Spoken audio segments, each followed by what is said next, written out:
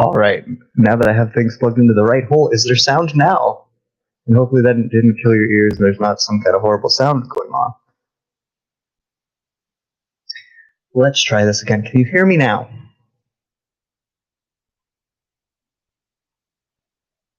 Bueno? Yes, okay, good. We win. Hi, guys. We're back. Another attempt to cross the river.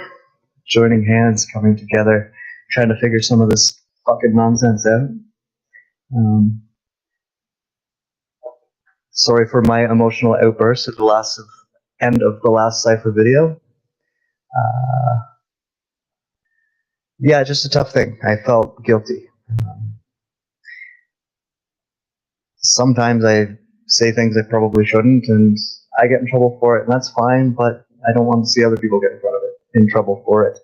So that wasn't fine. It upset me a bit, but I have talked to Bradley a lot, and he has helped me feel better about that, let's say. So he might actually be watching right now. I'm not sure. Anyways.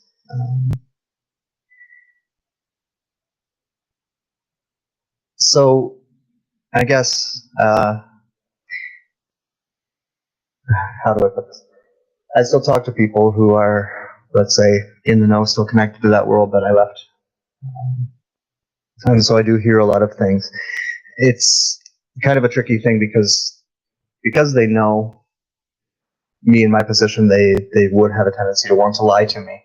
So if I ever do want to find, and this is probably part of the talk, something that I've learned through everything that I've lived through, is that if you ever really want to get kind of valid, truthful information out of someone, never let them know what you are looking for. Like if you are asking directed questions at your target answer, they're going to pick up on that, and that gives them the opportunity to lie to you or to deceive you or to give you false information. If you can just get them talking in the general ballpark of the topic of which you would like to know about, then they will slip, because that's human nature. That's what we do. So, little tip for you. So, in the process of doing so, I think that what's going to happen here is we're going to get a little bit of a break. Let's say, July and August. It's going to be the usual noise. But then come fall, they're going to drop something else on us. And I think that we're all pretty much in, agreement that this is probably going to be, with this fabled second wave and another round of lockdown on that. Over the winter, a lot of things that are going to start to happen that are beyond their control, and they're going to be very reactive to it. So things are going to get kind of ugly because of that. And that's where we're all going to come in, is because we're going to have to really do a good job of holding our shit together while they're juggling. When they are operating well, it's chaos for us, of course, because that's what they're trying to do. But when they're operating poorly, it's chaos for them too. It's chaos for both sides, and that's when shit really starts to get ugly. And I do think we're going to see a little bit of that over the fall and winter. So I would suggest that people prepare for that in whatever way you can. Maybe, especially if you live in a kind of winter climate like you in Canada, like me, you might want to just get ready for a good bunker down for the winter. And then sometime, eventually, this whole other body that's coming up behind our sun and on the other side of our sun, depending on where the planet you are and what hour of the day it is going to be undeniable. And they're pretty much well aware of that. So contingency for how to deal with that will be kind of what comes next. And I think that as I figure out more about what that might look like, I'll talk more about what that might look like. But I wanted to say all of this to get it out of the way,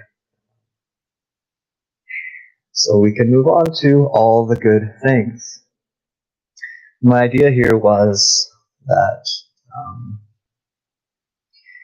a lot of the time when we're talking about, the types of things that I've been through and others have been through, we're talking about the abuse, the torture, the trauma, all of the negative aspects of it. And of course we are. That's what we need to bring awareness to if we want it to stop, right? I don't want to take away from that. My intention on focusing on more of the good things in this particular talk is more to do this thing that I keep getting in trouble for, which is giving you guys the tools which you are now utilizing in order to beat this game. So, with that in mind,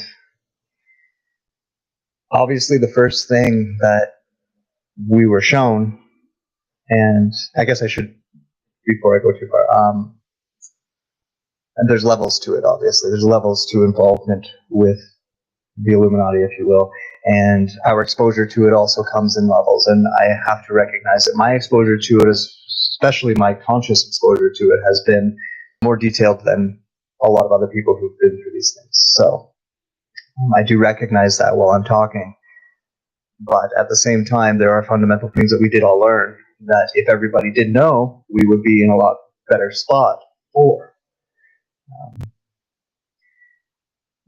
The obvious being just understanding that human history goes back a lot further than it does, and that these things have been hidden from us, and the reason why being that they wanted to kind of put everything behind a paywall. If you go back to even the ancient version of Egypt, as soon as we started putting kings, or even Sumeria, as soon as we started putting kings and leaders in place, we started putting truth behind a paywall, behind a wall, something that you had to sacrifice or devote or pay to get past in order to glean the benefits of the information that's on the other side of that.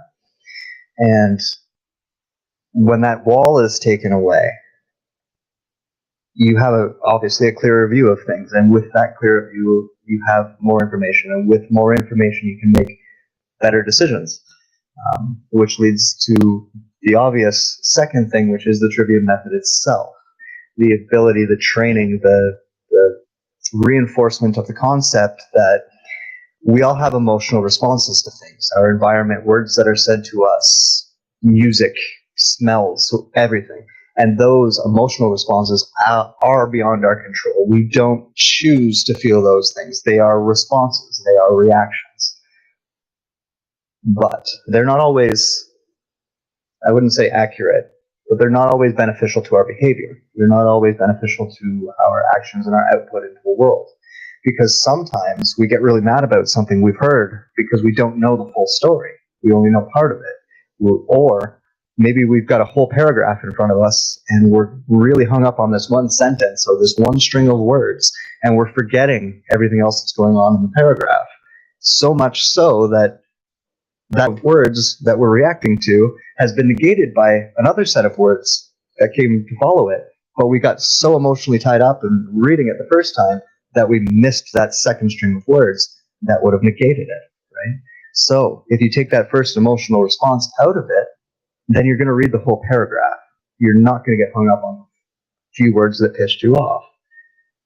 That is an example of how trivium can work for you. Let's say you're in some type of argument with a friend or a loved one, and they say something. Nobody speaks in individual words, right? If I'm talking to you, I'm going to say, I feel this way because X, Y, Z, and that made me A, B, and C, and D, Y, and F just made this all this way. And if all you heard was A, B, and C, and you ignored X, Y, and Z, and you ignored D, and F, then you don't have all the information. And if you only have that much information and you have an emotional response to only that much information, and then you act based on that emotional response, you're not acting properly. You're not acting in accordance with your own best interests. But if you can keep those emotions down here for a bit, take in everything that they've said to you, process everything they've said to you, and then figure out how you feel about it, that feeling, that response, that emotion is going to be a lot more accurate to the reality of your situation. And therefore, when you go to act on it and respond to that person, you're going to do so in a way that is not caught up in the frequency of that negative emotion you felt. You can speak reason. You can speak love. It's not going to come from whatever fear triggered that negative emotion. So that's a very important thing for people to learn. I wrote it into my blog. Lots of other people talk about it. But in terms of the advantage that they seem to have over most people, that's where it starts. That's the root of it. they take it a little bit too far in that because a lot of them are actual psychopaths and don't have the proper emotional responses anyways, their actions are still fucking terrible. But for the rest of us who are not psychopathic and can feel things properly and do have empathy, this is a very, very valuable tool. And personally, I don't know that I would have been able to exist in my world without it. So do yourself a favor and try and learn it as well as you can. There's different terminologies for it. Find the one that works for you and practice it in your life all the time. Any situation you have. You're never going to be perfect. We all fuck up. We all get hung up on things. We all have triggers. We all have things that just really piss us off. But we have to do our best, right? So, along with the history comes, the metaphysical reality of our world and the importance of energy. That's something that we're clearly not taught. We're actually taught a lot of things that make us go the opposite direction, become really materialistic. And that has led to all sorts of problems in the world. So for us, it was different because we were constantly exposed to these things. We were educated on them. We had them fostered within us. And, for those of you out there raising kids and, reparenting yourself, this is a beneficial thing for you to learn, is that all matter is merely energy condensed into a slow vibration. And we're all one consciousness experiencing a self-subjective. There's no such thing as death, imagination. You've heard it before. It's all a reality, and they do know it, and they know how to manipulate it, and that's why they've been so successful. And if you want to take that back, then you have to believe it too, and you have to accept it. And I can very easily because I did have that exposure to it. For many of you watching, for the average Joe on the street, it's not that easy because you've seen all the shit in movies. It's hocus pocus, it's fiction, it's fairy tales. But for us, it was never presented that way. So from a very young age, we knew that all of these things were there, and we were able to adapt them into our life and utilize that knowledge in ways that the rest of the public wouldn't get the opportunity to do. So that is a good thing that, comes through a lot of the bullshit. Another really important thing, and a lot of what the spirit of this is all about, is the idea that nothing in nature lives for itself. Everything is connected to everything else. Even a lone predator has a function within an ecosystem. And for us as humans and the sentient dominant life form of this planet, we have a responsibility that is collective. As much as our individualism is important, being able to come together and join the pieces of our individualism with others, find balance and equilibrium with others, is extremely important. It's why the dark side is winning, because they know how to do that. It's where we fuck up, because if you look at our community, we're pointing fingers at each other, and that person's an agent, and they're corrupted, and they're fucking taken over by AI, and they're this. We're fighting ourselves. We're cutting off our own nose to spite our face constantly, and that's part of why they beat us at this game, is because you fight all the differences, which you hear about, and this is all this, the factions are fighting and everything else. Yeah, they don't always agree on shit, but they know how to work together even when they don't. They know how to work together even when they don't like each other. So that's it, and we were taught that as well. Many of the programs involved bringing groups of us kids together. It was not about one individual being selected as special. It was about collecting enough of this to create this, synergy that they could then utilize, or we could utilize for their benefit. Outside of their programs and their control, we can do that ourselves by, not being polar bears, by not cutting ourselves off from the world simply because we don't like it. We feel like we don't fit in. You sometimes need to change your environment, but you have to be able to have an equilibrium with whatever that environment is. So I'm trying to think of a simple example. You don't like the town you live in. There's a saying that wherever you go, you're there, right? Simply moving from one town to another town is not going to solve the problems.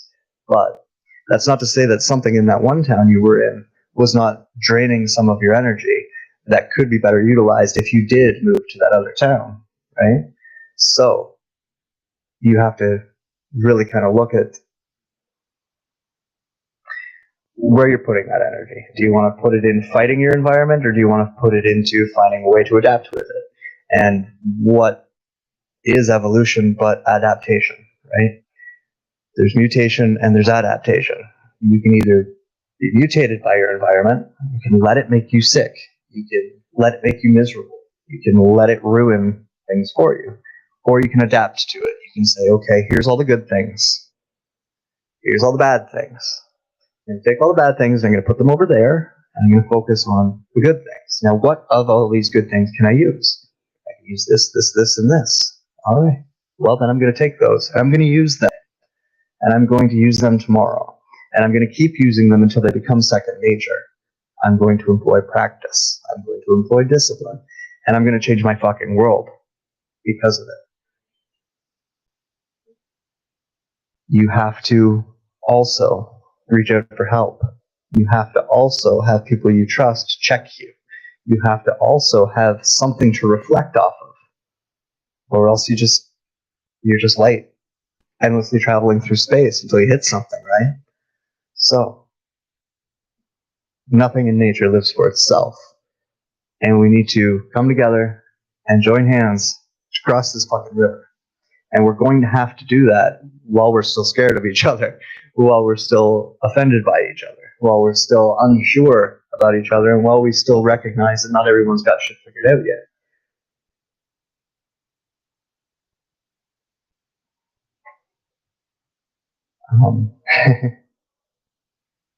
Sorry, just 1 second. I need to regain my thoughts before I go on a rant.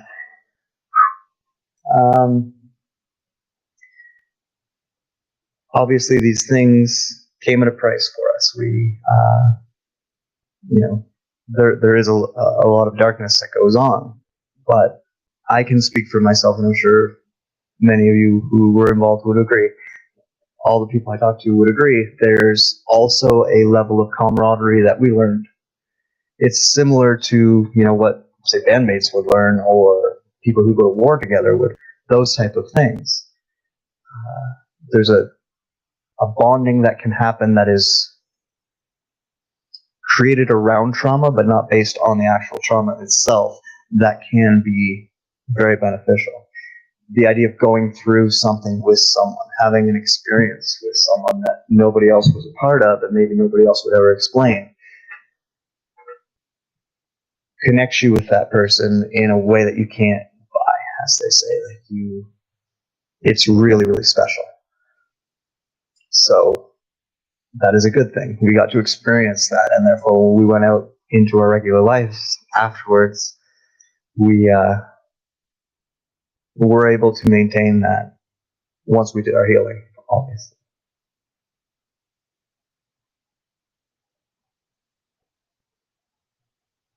There are many things that I could go into in terms of what we learned that obviously everybody would like to learn. The truth about different subjects, all of that, but fundamentally we were also lied to a lot. And part of the reason why that happened was so that we could learn to discern the lie from the truth, right? We were taught tactics like I've exampled earlier in the video of how to get information from people, how to deal with certain situations, de-escalation as well as escalation, and these things were all tools that were put into our hand. And we could, and what they wanted was for us to use these for their ends. But once the tools were given to us, they can't really take them back. So we have a responsibility to now repurpose those tools. I talk a lot about, not avoiding the dark simply because it's dark. There's something you can learn from it. And this is true too. For those of us who have gone through these things, we can absorb what was useful and teach that to people without having to couple it with the fact that we were also abused, right? We can focus on, I don't mean focus on only the positive. I just mean that focus on, imagine the system without their control, imagine that same system without their negative influence or their malintent. The structure of the system in and of itself was put in place because it fucking works, right? Like, that's why it was there. So it does work. However, much like with magic, the intention and where you're taking that energy from also matters. And that's what makes things black, and that's what makes things dark, and that's what violates will and free will and all that jazz. And so that applies type of information. You know, you can read someone like Aleister Crowley and learn how to employ magic, and then just ignore the part where he told you that you're the only thing that matters in the universe. You know, things like that. And that's been my purpose today, anyways, is to try and maybe inspire you guys to look at all of this stuff again through a different filter, one that's not looking for all that darkness. You know about it already. You know that they're fucking eating babies. You know that they're raping kids. You don't need to keep diving yourself down that rabbit hole. What else are they doing, and why were they doing it in the first place? What were they hiding from us? And once we know what that is, how can we take it back, and what can we do with it? People who know me personally have heard this and maybe even seen it in a little way. For the first time since I started doing this, I'm actually starting to get in trouble for some of the things I say, and I had a really hard time trying to figure out what it was. I'm not breaking rules, so why are these people pissed off at me? This is why. It's because I'm putting the emphasis on these good things, because I want you to fucking use them. I want you to do something. I don't want you to just wait for QAnon to fucking fix everything while you sleep. Okay? I want you to do something every day that creates that world you want to see. Whether it's a change in your personal life that needs to be made, whether it's the way you treat someone when you're getting your coffee in the morning, whether it's, you know, that emotion you controlled because you heard that song on the radio, whatever it is. All these little battles will add up for us. And that's why I need you all to be fighting them. And the fact that you are, and thank you, because you are, the dark side's feeling it. And that means we're doing something right. My own personal view of how this reality is all situated right now for us, in a way, tells me that, you know, there's things that we can't change. There's things that we won't be able to affect. There's a wall of things. However, I see us bending those walls. And that's fucking beautiful. And thank you. I really hope that you all continue to keep it up.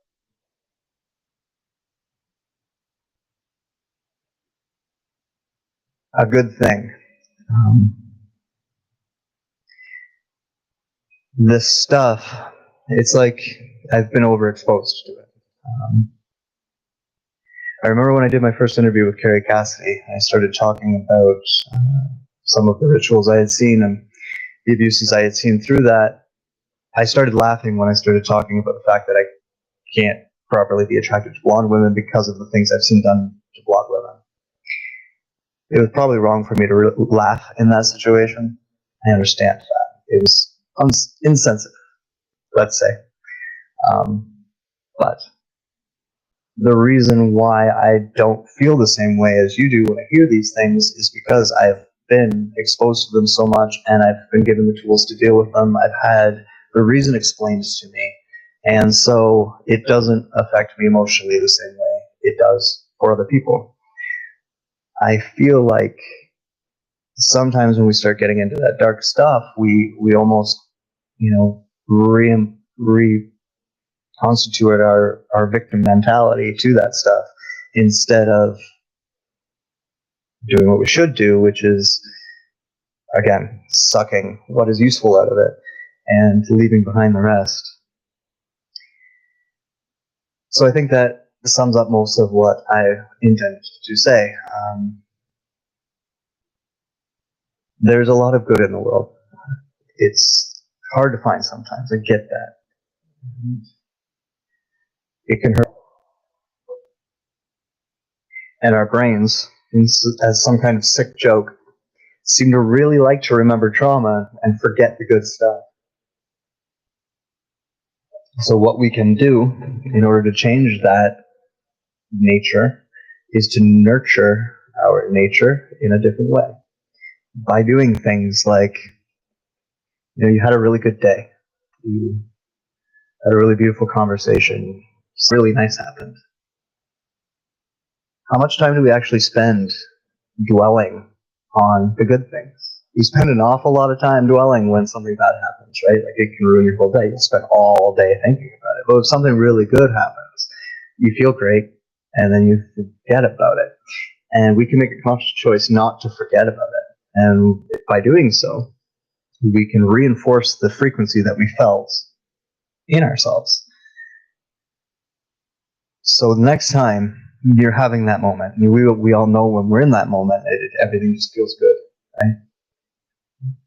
Do everything you can to drive that into your memory. Remember the smells, remember everything that's in the room, remember who you're with, remember the words, remember the sounds, remember everything you can, and just drill that into your memory. Hold that with you as long as you can throughout the day, and anytime you feel yourself forgetting it, try and remember it. Bring yourself back to that moment. Start doing that on a daily basis, and you'll see your world start changing. We know how that works with negative thoughts. We all experience it, but have we ever actually stopped to think about what will happen if we reverse the polarity of that and start using that to our advantage instead of against us by reinforcing something new? A lot of teachers are starting to stumble onto the word right? Reparenting, remembering, retraining, re-educating. This is a good thing. And as individuals, this is what you need to do for yourself every day.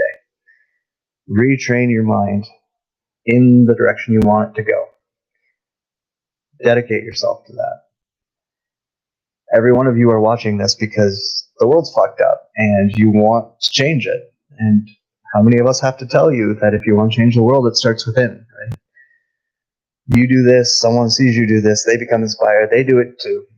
I have a very good friend who's watching this right now who, when I first started talking to her, had never heard a lot of these concepts, and now she knows pretty much all of them because she was willing to open herself up and humble herself to learning and to putting in the work and the discipline to get there. And I've got to watch her fly. It's been beautiful. And you proud of that. That's what we're here for.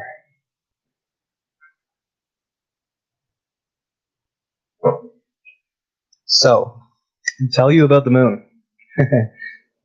Why do you want to hear about a giant spaceship? When it was originally put there, it wasn't really put there to be a problem. It was really just put there to regain some balance and add some semblance of normalcy to the lives of the people involved at the time. It got used for other things later on. Just the now defunct Saturn moon matrix was the biggest one. And obviously, I mean, they use it for things, kind of like a base or a place of operation. And it also generates a portal that can be used for travel. So that's the moon. A planet near the sun. You've heard about it. Sumerian texts. NASA's talked about it. So many astrophysicists have theorized about it and said that it must exist. The idea that we are a non-binary system, or a binary system, that we have a second mini solar system on an elliptical orbit around the system that we know of. Around me? No, other than my coffee cup lid. Let's use that. So, I don't know how well you'll see this. So let's just say this is the solar system that you're aware of. Round, right? Everything's spinning, sun in the middle, all the planets around it, whatever. Right about, let's use this here, is where the asteroid belt is, and we're just beside it, right? So there's this other system that is made up of 2 planets and 4 moons, so 3 moons for one moon for the other, and what they call a brown dwarf, which used to be a sun. So it's just the material, the matter, rock, if you will, left over from the sun once it burns out. And Yeah, they're orbiting it, and it's doing this. So it goes out like that, it comes back around like this. It takes about 26,000 years to happen, and when it is at its closest point and its furthest point, we feel effects. Those of you who study astrology can probably understand why we would, and even if you just want to talk about, straight up physics, it's pretty clear why we would. It changes our climate, it changes the environment, it has in the past led to Earth changes, and on one of its orbits, it almost hit a planet, which caused a big problem. It'll go through and kind of pass the asteroid belt, and because of the way things all work, it starts kind of hurling those asteroids around, so it causes a bit of a mess when it comes around. Over history, the amount of effect it's had on our planet has started to change because it's slowly moving away from us, and therefore the amount of physical effect that it has on us has slowly started to diminish. We should be at a point now where, although it will cause some instability and maybe some changes in weather and things like that, definitely frequency changes, it shouldn't cause anything to the extent of, say, continents moving or massive floods, water rising, anything like that. Shouldn't. We don't know until it happens, right? But it shouldn't. It hasn't the last couple of times it's come around, and it shouldn't this time either.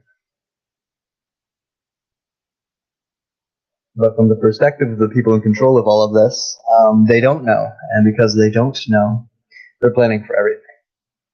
And this whole locking us down and everything has been a really good trial run for what they feel like they would need to do if this thing starts blowing up in our sky and people start freaking the fuck out.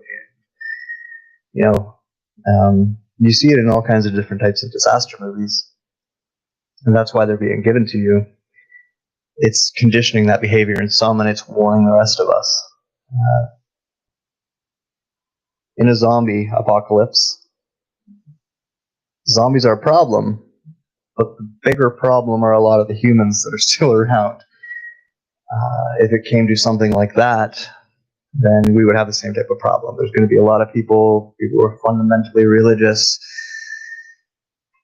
people who are fundamentally ignorant, all sorts of different strokes for different folks, and a lot of different reactions. So that's what I mean by I think that they're using this opportunity to give us a trial run of what it would look like if they have to lock us down like that for that reason. So there you go. Answers that question, I guess, a little bit more. You guys can ask questions now if you want to. I'm kind of reading the chat. The majority of what I wanted to say is done. I'm sorry about my lack of presence. It's summertime. I don't like being inside. That's what it comes down to.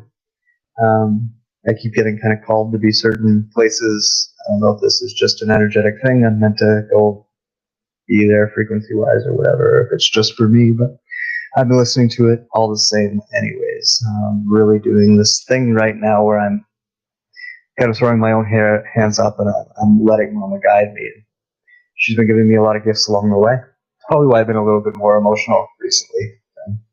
Lately, it's actually not a negative thing, although it may have seemed like that because of the way that it came out when I was talking about Bradley. It's actually a really positive thing. Without going too much into myself, there's a lot of things that I didn't feel a lot of my life because I needed to kind of not feel them, that I don't have those threats anymore. And so I can open myself up to.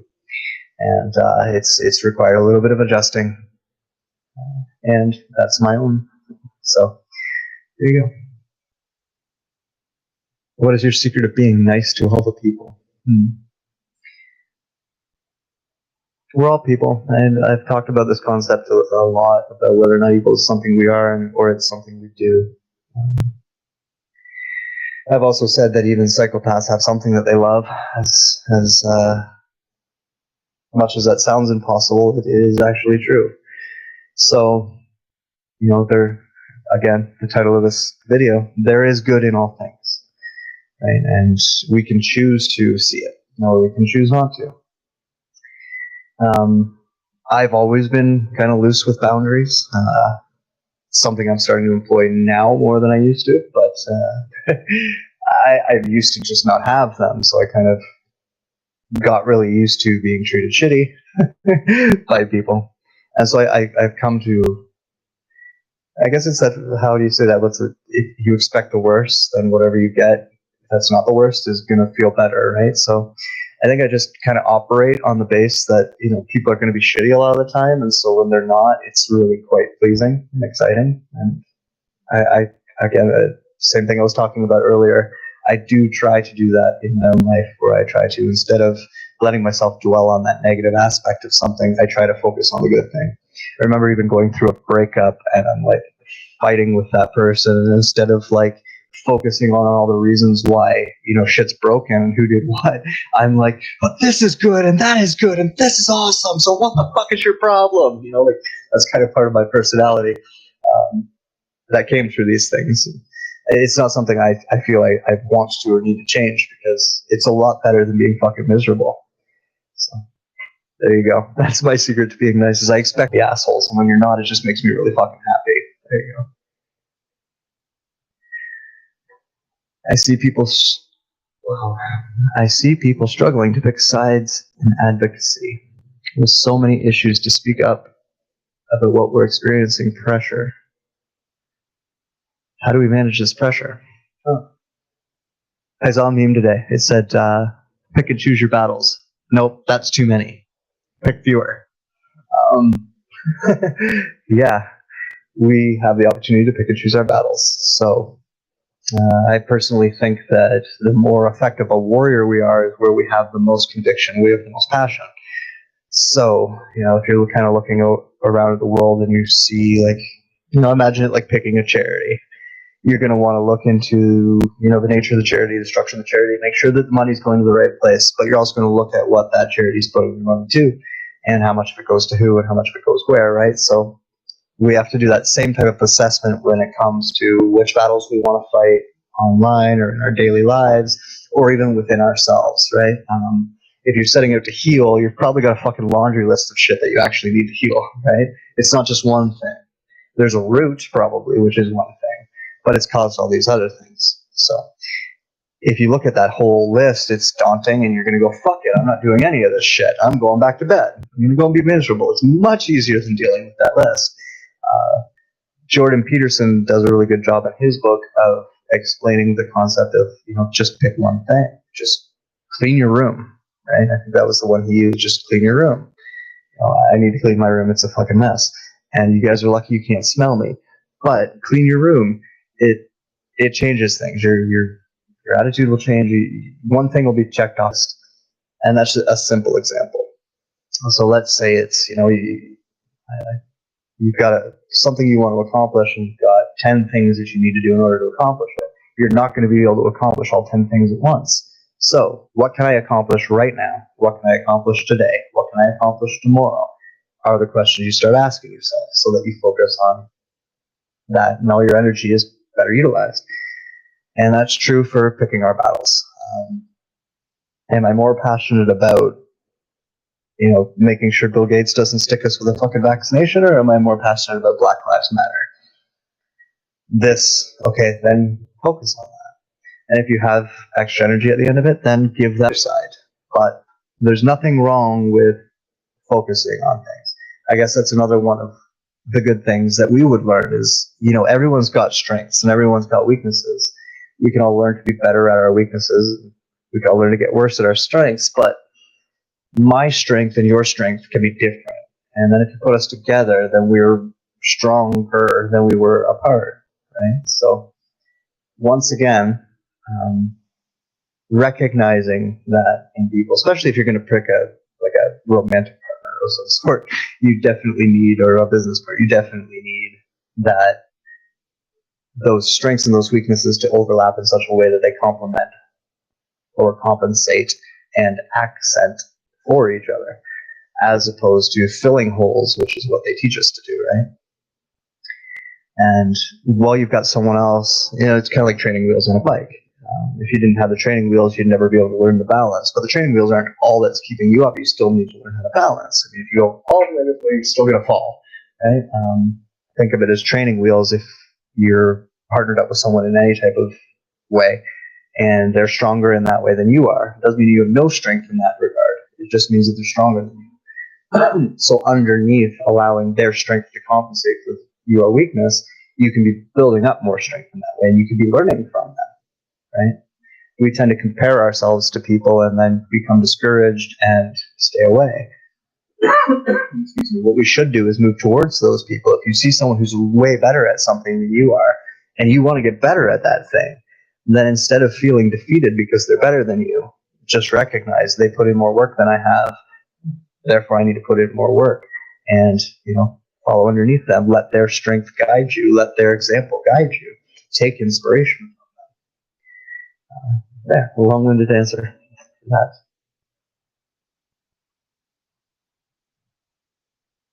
I have heard of Ingo Swann, yes. I've listened to some of it, but not a lot.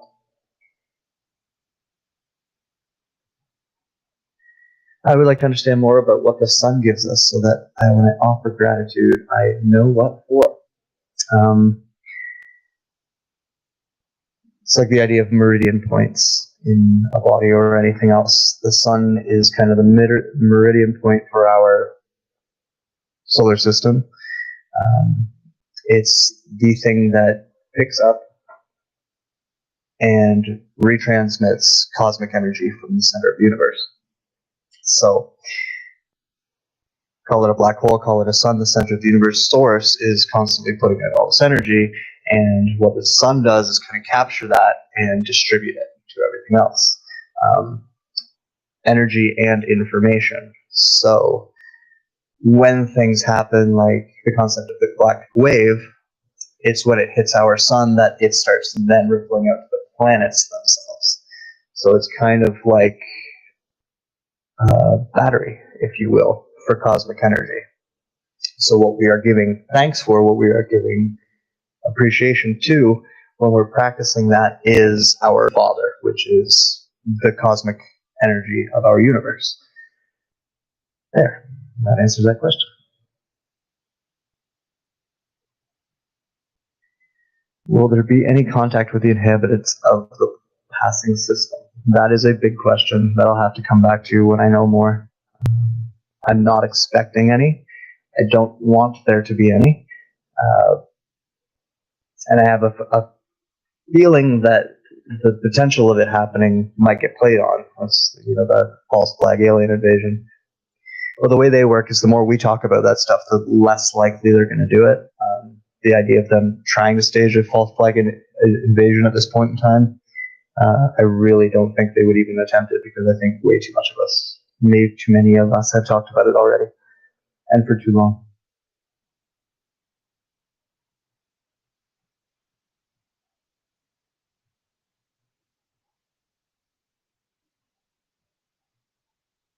I am a firm believer in dealing with one crisis at a time. Exactly.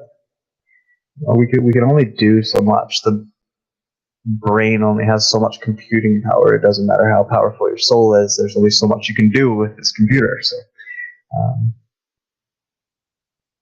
yeah, that's why I like the idea, and I try to reinforce this of not keeping focus perpetually narrowed, but being able to narrow focus at the right time.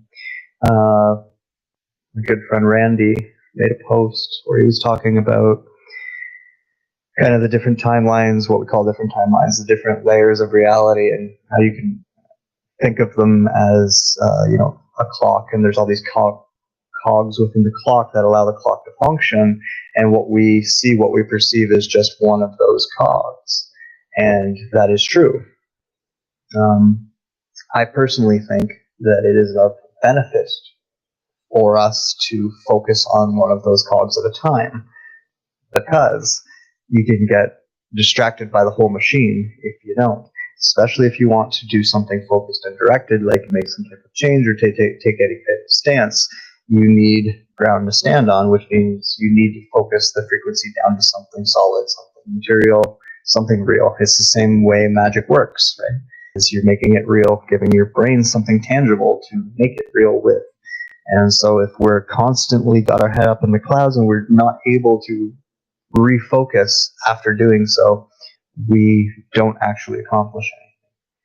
We just do a lot of daydreaming. So both are important, but I feel like we need to, right now, be able to focus on the cog at hand, the wheel at hand, so that we can start making some changes.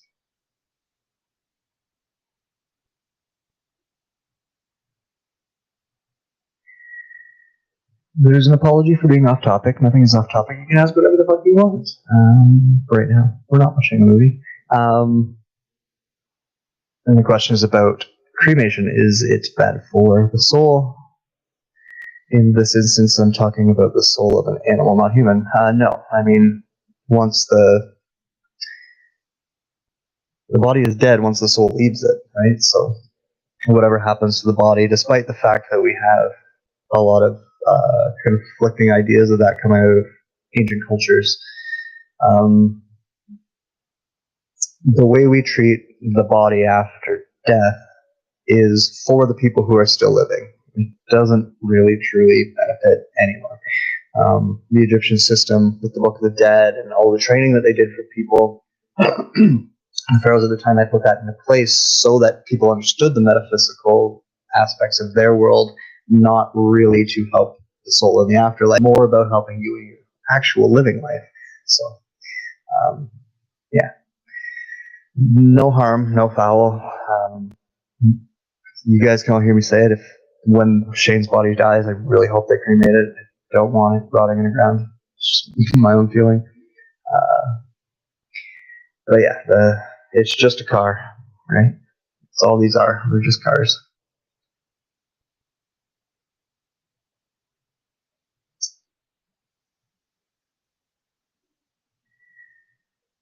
Do you know something about ET Project Autism? Does it exist? What do they want from it? Is it possible to heal autism? Well, autism is a spectrum. I think that we've done what we usually do, where we just pile a bunch of shit together that doesn't really belong together. So I think there might be various ways to answer that question. Project Autism, I've never heard of. I know that there was a project that was specifically geared towards studying and creating autism. I think I would need to kind of gather my thoughts to go too far into detail about what was that was all about. What was the rest of that question? So, what do they want from it? So, autistic people tend to look at things more in patterns. This is also something that would be part of the good things. Is one thing that they taught us to study was cybernetics. And when you hear cybernetics, you start thinking about cyborgs. But what cybernetics actually is about taking two independent systems and finding a way for them to work together. Sound familiar? I've been talking a lot about stuff like this, but that's what cybernetics is. And so to understand how a pattern works, you have to be able to pull yourself back and get a really good overview. And that's something that is natural for autistic people. A lot of why they're not paying attention to social cues and everything like that is because they feel like it's getting in the way. It's like their brain employs the trivia method to extreme automatically. And so when they recognized that, they started studying it because it's I don't know how to say this without making it sound like it's some type of specialty within those people, but they do have advantages that the rest don't have when it comes to identifying patterns and employing routine, which routine, ritual, very much the same thing. We'll study those things and the proclivities to those things allowed them to further understand and develop technologies to circumvent any type of effort or discipline or responsibility from someone. And so that's what the project was typically about. The nefarious side of it was they were causing it and trying to find ways to cause it. a lot of autistic people are really just, souls that haven't been in a human body before and don't know how to operate it very well. But within their ignorance, they were trying to create it. So there's the best answer I can give to that without focusing on it too much.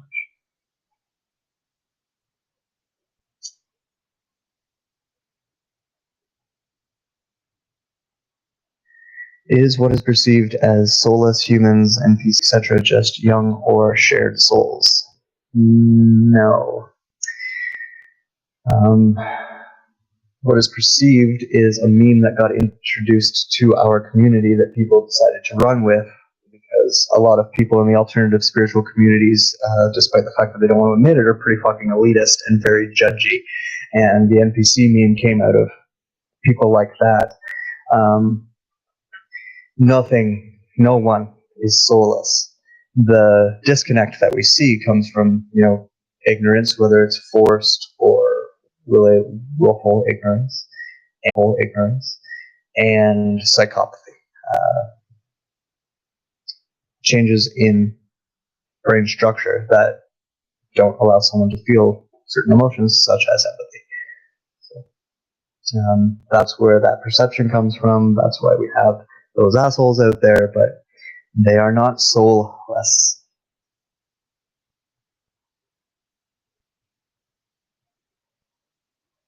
I'm looking. Have you heard of targeted attacks?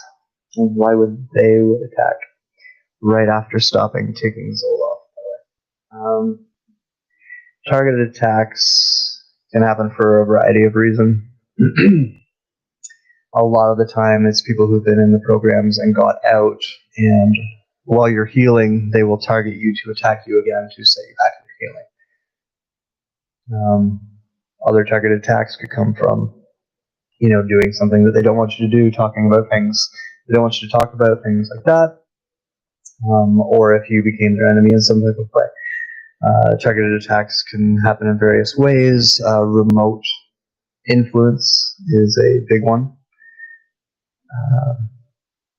Remote influences, you can actually, through the same process as remote viewing, it's basically astral travel, you can start touching things or changing things because everything's frequency, right? Everything has a frequency response. It's like Tesla's medicine machines. You change the frequency of the cell becomes healthy. You change the frequency of the cell becomes unhealthy.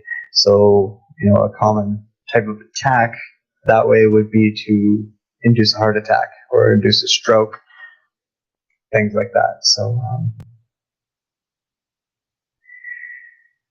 I guess that answers all those questions as to why and how they do it. It's an unfortunate reality.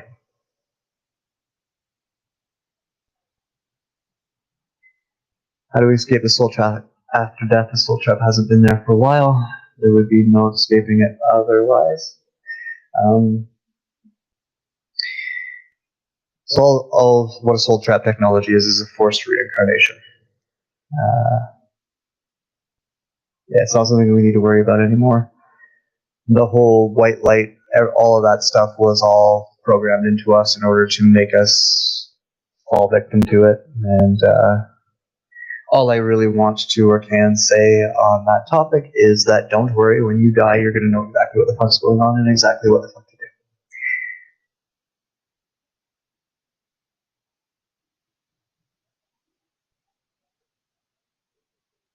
do. Yes, the body typically leaves the soul, typically actually exits the body before the body actually expires. So the heart will still be beating, the brain will still be functioning, and that soul has already checked out. And that's part of the answer to the other question as to why no, it doesn't matter very much what you do with that body afterwards. Do I have any experience with handlers? Yes, obviously. I'm actually, most recently in my life, one of my biggest problems has been conditioning that's left over from my last real handler. They don't call them handlers to us, they call them mentors. And I've had 3. My third one was actually a mentor. He didn't really have malintent for me. So he did teach me things that are good and they still use to this day. Whereas the other ones did a lot more hurting than.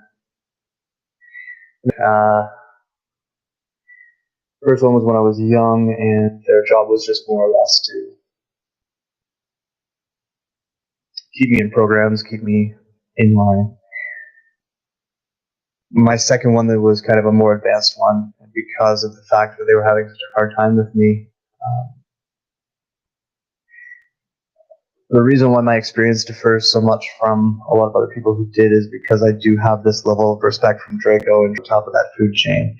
And although it does take time for things to fall down that food chain, they do eventually.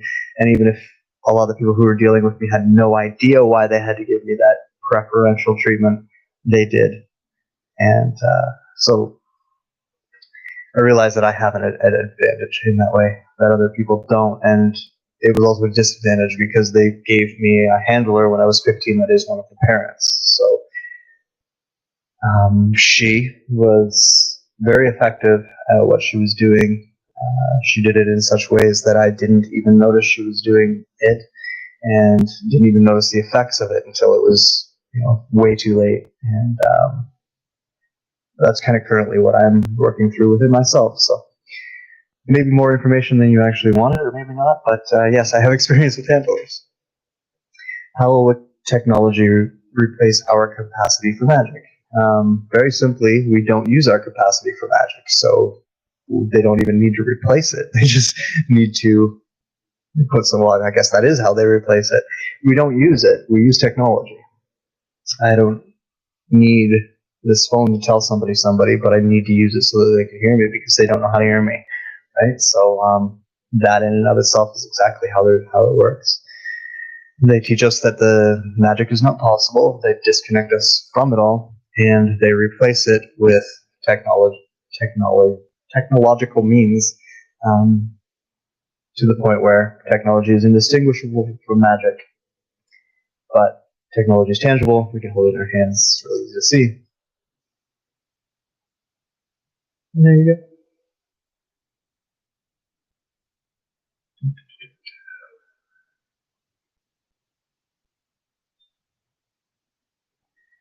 The question is, with the UN Agenda 21, 2030 goals, they are creating smart cities. Living off the grid will be less interference. Any idea how to proceed, and will it be an option? I think it will be. I think we have a long period of time. We call them grandfathering periods in other contexts. I think that there's going to be a grandfathering period for pretty much us, and that's what I keep talking about is this breakaway civilization. I think that we will be able to create, Zion in our own image in that way to some extent in time.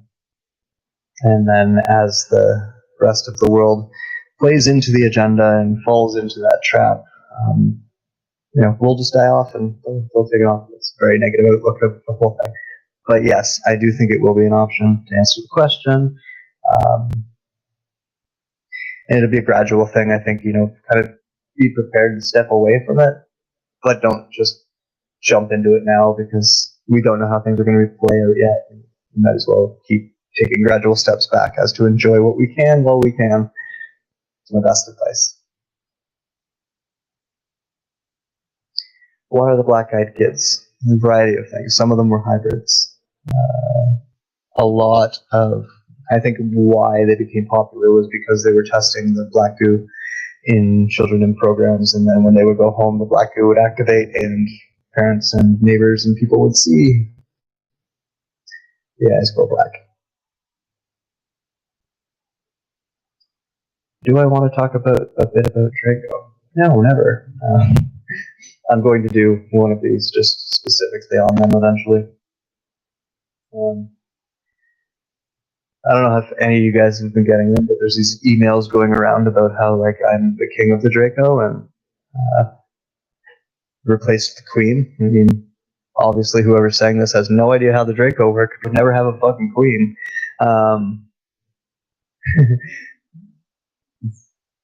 guys, I'm sitting right here. I'm clearly not the king of the fucking world. So. Proof is in the result, as I always like to say. Are the Draco and Nagas the same race? No, the names are different. They get kind of confused together sometimes by some people. I'm thinking of Kurito, Mutwa, when I say that. Like, do they really have 7 heads in dinosaur Rick? No. Cool though. There's a reptilian species native to our planet that pretty much do look like what you would imagine an evolved velociraptor. I actually think if you, I don't know exactly how you would Google it. It was done through NASA though, where they kind of simulated what would have happened if raptors had been left to evolve, and they had like the humanoid raptor there, and that is almost exactly what they look like,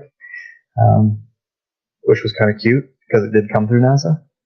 So check that out sometime. Probably be interesting to you. Is the sky really blue? Yeah, I mean, like the way that we see color, the sky is blue and it's supposed to be blue.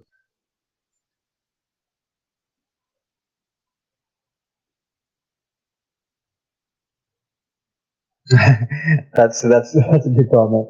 I always have a million questions, but I'm in a balanced place where I have nothing to ask. Love you, brother. Big hug. Are the Borg fields the place our clones are kept? What is a Borg field? Our clones? They don't have clones of everybody. Why would they do that? They only clone the ones that they want to. Not everyone's got a good body. Why would you even want to clone a shitty body? Unless you had to keep them in the public somehow. Borg field. I'm not exactly sure what you're asking, so I'm kind of just going with what I'm assuming. Which is, are you asking me if there's a field of things that look like the fields in the board, or the board machine, I guess? Black cubes are common. I guess that's yes. Yes and no. I don't know. I think I'm missing context. Did I quit smoking? No. I'm fucking weak. No, I'm kidding. I do like smoking too much. Like a dragon's got to smoke. Clones are kept in different places. Clones are used for different purposes. There's military clones that they use for the purpose of eventually having a clone army, and then there's the cloning centers similar to what Donald Marshall talks about, where they're used more for kind of like entertainment purposes. Sometimes they're in, I guess the outside of the building would appear to be a cube, but the inside, no, they look more like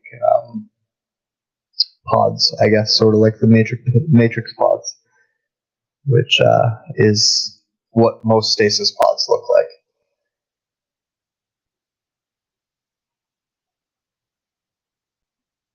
What do we need to practice in order to always remember who we are as we take different physical forms after death? Nothing. That work gets all done for your soul. As we take different physical forms, the process of incarnation is a decision-making process. You're like literally sitting there, figuratively, sitting there coming up with the plan of what you want to experience, why you want to experience it, what kind of things you need to put in place in order to make sure that you have an experience that is what you want. So anything that's not useful to that, or anything that would actually be detrimental to that process, you deliberately don't remember. That's 99.9% of the reason why we don't remember past lives is because it's not beneficial to us too a lot of the time. Maybe in a planet like this, in a situation like this, there might have been some type of benefit to it. But overall, the whole point of incarnation is to forget all that stuff. You know, it's kind of like, and people have a really hard time conceptualizing this, but incarnating is like a vacation. It's like, it's something you're doing, kind of like you choose to play a video game or you choose to watch a movie. You're choosing to escape. You're choosing to experience something different. So you're going to intentionally leave a lot of that stuff behind. And that's about the best answer I can give that question, I think. What happens to your soul if you take your own life? There is a separate dimension that people have called purgatory that is just there. It's really just, it's very similar to where you go what you go through when you incarnate anyways, which is this life review process. The only difference is when you're going through a traditional life review, you are back in your soul, right? Like you are back connected to your soul. You're out of all your bodies. You don't have any of the thought processes that hindered your experience while you were incarnated. While you're going through the life review in purgatory, you are still connected to all of the thought processes and emotions that made you human during that experience, because you actually do have to go back, and just like healing trauma, you do have to go back to, the things that led you up to that decision and that decision itself, look at it again and heal it. So it's not a good thing, but it's not as dire as people make it out to be either. I'm sure I'm sure we all have someone who's committed suicide, and we've asked these questions and we've been worried. But nature knows what it's doing, and it knows that that's a possibility. So it set up a specific type of learning system, call it a school, a dimension to deal with people who make that choice. What we know when we're outside of these bodies is that harming ourselves is actually the worst thing that we can do, and that our number one responsibility is to do things that help us grow and, as silly as it may sound, make us happy, and then to be able to spread that out on others. That's what we're supposed to do. So anything that we're doing that is not that is actually, we frown upon it as a soul. And when you think about, any type of judgment that might come from doing something like taking your own life, or even doing bad things in your life, the judgment comes from you. It doesn't come from some dude sitting on a cloud or anything like that. That judgment is you. So that's why hurting ourselves and working against ourselves is so negatively viewed, because we are judging ourselves. There you go. Do we need magic wands to do magic? Do they help? The idea of a magic wand is the third part of the magic, the conviction, right?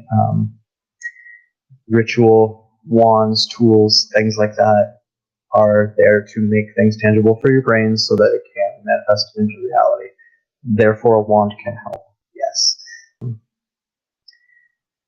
When we were using wands back in the Druid periods and things like that, a lot of it was for that reason, that it was like having a tool. It was like having your phone in your hand or something like that. It was your tool to do those things. And we also understood how energy flows through. I'm trying to say flew. Energy flew through matter. Flows through matter and other living things like trees. And that's why, say, like wands were made out of holy wood or holly trees, because it's a better conduit for energy, much like water is a very good lubrication between dimensions and conduit for energy. Trees are as well, and different trees have different amounts of that. So there's a long answer for that one, and there's more to that question.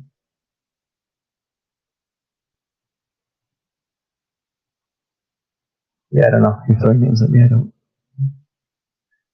And what about the spells from Harry Potter? Spells, much like wands, work the same way. They're mantras, something that makes it real for the brain, something for the brain to attach itself to so that it can manifest it. So that's why spells were written the way that they were, and sigils were done the way that they are. And that's why you can write your own spells and you can create your own sigils, because your intention is what matters.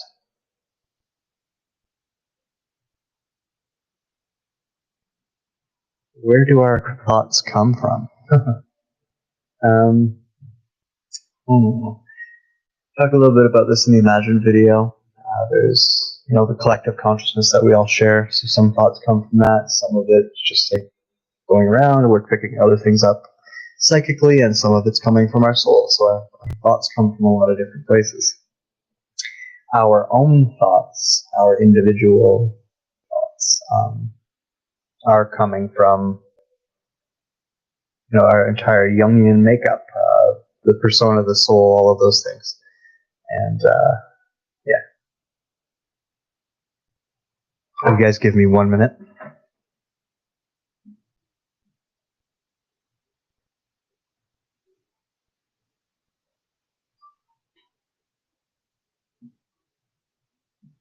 All right, I'm back. Yeah, good question. What if you're dying from a disease and then committing suicide? It's kind of all the same thing.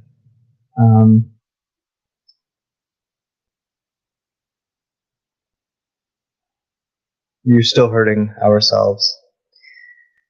So there's still an amount of,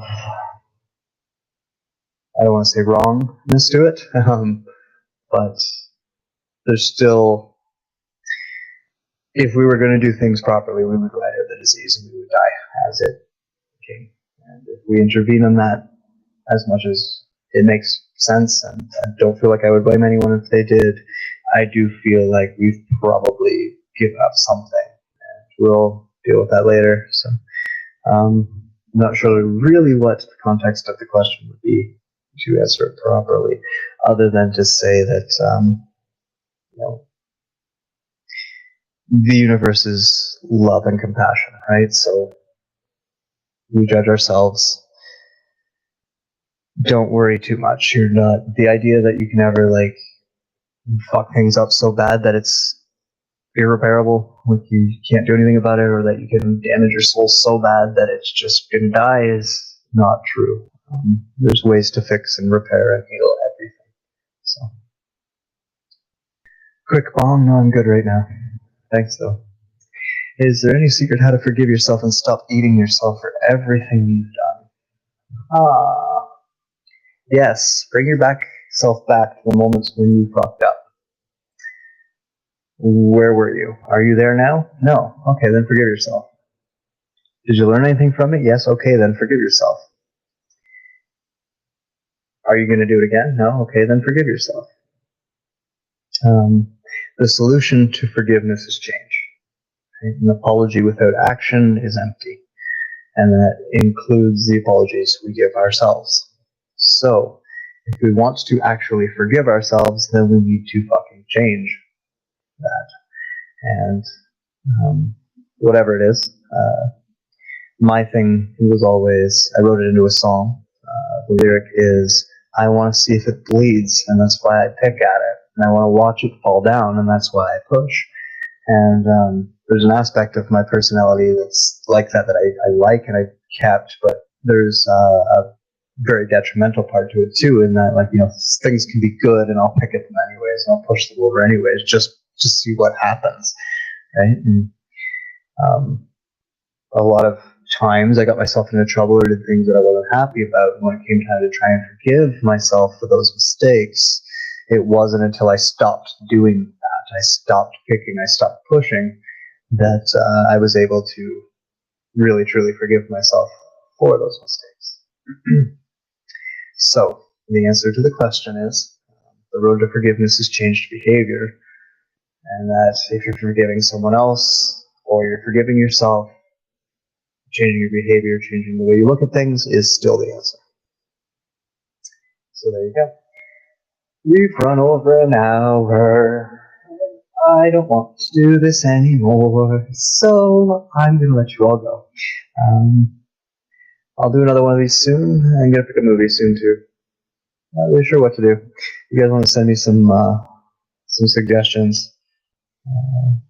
What did I just have in there? Anyways, lost it. I was watching Terminator 2. No, RoboCop. So, in RoboCop,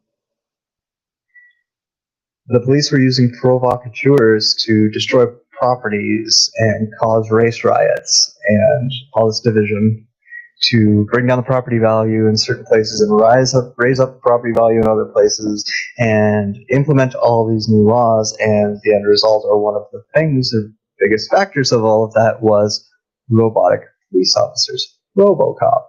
And, the story of the movie is like the two RoboCop versions fighting out who's going to be the one. And obviously they wanted the one that was cybernetic and had part human because they actually made good decisions, as opposed to the other one that would just kill anyone. Anyways, that's not the point. The point is, watch the fucking movie because it's happening in reality right now. And, yeah. That's all I can say. Anyways. Love you guys. Thank you for bearing with me last time and not giving me too much of a hard time about not being here all week. It's a summertime thing.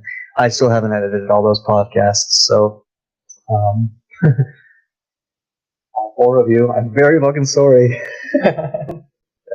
Grant, Revlin, David, Lorley. I'm gonna get them edited and put up eventually. I promise. I promise. I just don't want to sit inside. It's too beautiful outside. All of you should do the same. Anyways, lots of love. Everybody, keep doing what you're doing because it seems to be working. Thank you. All right. Until next time. Bye.